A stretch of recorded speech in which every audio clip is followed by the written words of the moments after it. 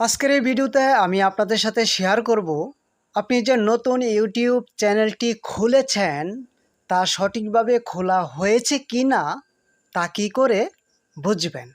দেখুন, মূলত একটি জিমেল থাকলেই সেখানে একটি ইউটিউব চ্যানেল থাকে।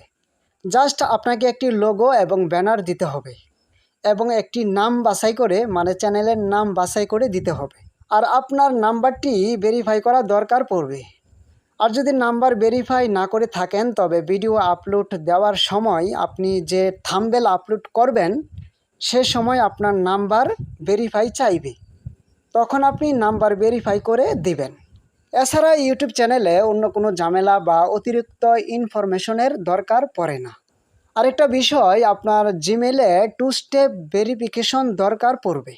2 স্টেপ ভেরিফিকেশন করে নেবেন। তবে এক কথায় বলা যায়, লোগো, ব্যানার এবং নাম্বার ভেরিফিকেশন করলেই পরিপূর্ণভাবেই ইউটিউব চ্যানেল খোলা হয়ে যায়। ধন্যবাদ।